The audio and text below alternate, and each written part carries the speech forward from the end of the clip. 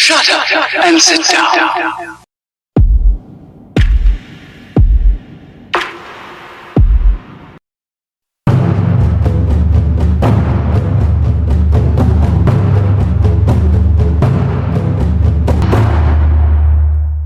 Hai Velas, teman Vel di sini. Apa kabarnya kalian? Gua doain semoga urusan kalian lancar baik di sekolah, di kuliah maupun di tempat kerja ya. Hari ini gua mau bahas kasus dari negeri Jepang tentang fatalnya peraturan sekolah yang ketat. Langsung aja yuk kita ke cerita selengkapnya. Perjalanan pagi hari adalah sesuatu yang sakral di Jepang, melambangkan budaya yang menjunjung tinggi ketepatan waktu dan kepatuhan terhadap aturan. Namun pada tahun 1990, sebuah peristiwa tragis yang tidak dapat dihindari mengejutkan negara ini, dan pada akhirnya banyak orang yang mempertanyakan tujuan dari ketatnya peraturan yang diberikan kepada siswa pada saat itu.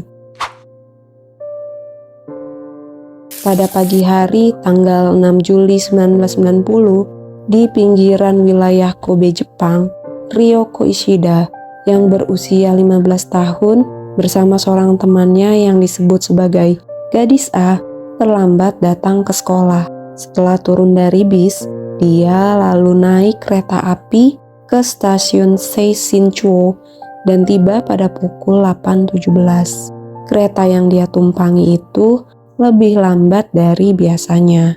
Dari stasiun, dia mulai berjalan kaki selama 15 menit ke SMA Takatsuka mengikuti rute yang ditentukan untuk siswa. Di rute itu, ada 2 orang guru yang menggunakan toa atau pengeras suara di mana mereka menghitung mundur waktu hingga bel pagi berbunyi dan menyuruh para siswa untuk buru-buru sampai sekolah. SMA Takatsuka terkenal dengan peraturan yang ketat, namun yang paling penting adalah siswa diharapkan datang lebih awal dan melewati gerbang sekolah sebelum bel berbunyi pada pukul 8.30. Para siswa yang terlambat disuruh berlari 2 putaran di sekitar lapangan dan melakukan lompat jongkok sampai kedua guru pengawas yakin bahwa para siswa yang terlambat itu telah memahami kesalahan mereka sebelum mereka diizinkan pergi ke kelas. Guru ketiga, Toshihiko Hosoi, yang berusia 39 tahun, menunggu di gerbang sambil menghitung mundur detik sebelum bel pada pukul 8.30. Pada saat itu, gerbang akan ditutup agar tindakan disiplin dapat diberikan kepada siswa yang terlambat. Hosoi dikenal sebagai guru yang galak, temperamen, dan dia menegakkan aturan dengan keras. Hosoi adalah laki-laki yang kuat dan bertubuh besar yang dianggap sebagai alasan mengapa dia selalu rutin bertugas menutup gerbang. Gerbang yang dimaksud berukuran panjang sekitar 6 meter dan tinggi 1,5 meter dengan berat 1/4 ton atau 230 kg. Gerbang besi itu meluncur di sepanjang relnya dan membutuhkan banyak tenaga untuk menutupnya. Pada pukul 8.30, setelah bel berbunyi, Hosoi mulai menutup gerbang. Dia bertekad untuk tidak membiarkan lagi para siswa lewat. Segerombolan siswa berlari ketika mereka mendengar suara bel, tetapi mereka segera berhenti berlari tepat ketika mereka melihat gerbang sudah mulai ditutup.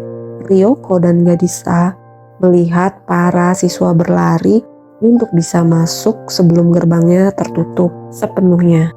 Mereka pun juga berusaha untuk mencapai gerbang agar bisa masuk sekolah. Lalu mereka berpencar dan ikut ke gerombolan siswa lainnya. Gadis A menyadari dia tidak akan berhasil mencapai gerbang. Akhirnya dia berhenti berlari sampai persis di depan gerbang. Tapi Ryoko sepertinya masih berpikir dia bisa masuk melalui celah antara dinding beton dan gerbang. Dia mencoba membuat dirinya sekecil mungkin. Dia mencondongkan tubuhnya ke depan saat dia berlari, lalu dia melesat berlari menuju pintu masuk. Kepala Ryoko pun terjepit di antara gerbang berat dan dinding beton. Seorang siswa laki-laki yang melihatnya bergegas mendekat dan mencoba mendorong gerbang kembali untuk melepaskan Ryoko yang terjatuh dan kejang-kejang di lantai. Hosoi malah menyangka siswa laki-laki itu mencoba untuk membuka gerbang dan melewatinya untuk menghindari hukuman. Tapi dia tidak menyadari apa yang telah terjadi. Dia malah mengatai siswa laki-laki itu dengan sebutan idiot sambil berjalan menghampiri ujung gerbang yang baru saja dia tutup. Setibanya di sana, dia melihat Ryoko terjatuh ke lantai dengan darah keluar dari telinga dan mulutnya. Ryoko dibawa dengan ambulans ke rumah sakit Universitas Kobe dan hanya sekitar 2 jam setelah gerbang dibanting ke dia pun meninggal. Menurut hasil otopsi, bantingan gerbang telah menghancurkan tengkoraknya, melukai otaknya secara fatal. Tanggapan sekolah terhadap salah satu siswanya yang meninggal sangat mengerikan.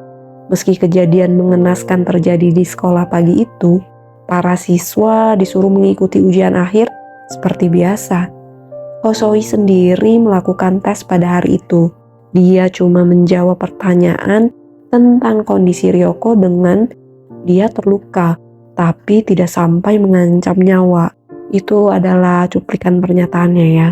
Ketika polisi tiba di lokasi kejadian, di mana mereka dipanggil bukan oleh pejabat sekolah, tetapi oleh seseorang di rumah sakit. Mereka menemukan bahwa sekolah telah membersihkan genangan darah Ryoko dengan semprotan air sebelum mereka dapat melakukan penyelidikan. Pers dengan cepat mengetahui berita tersebut dan menjadi berita nasional dalam semalam. Keesokan harinya, sebuah pertemuan diadakan dan wartawan hadir.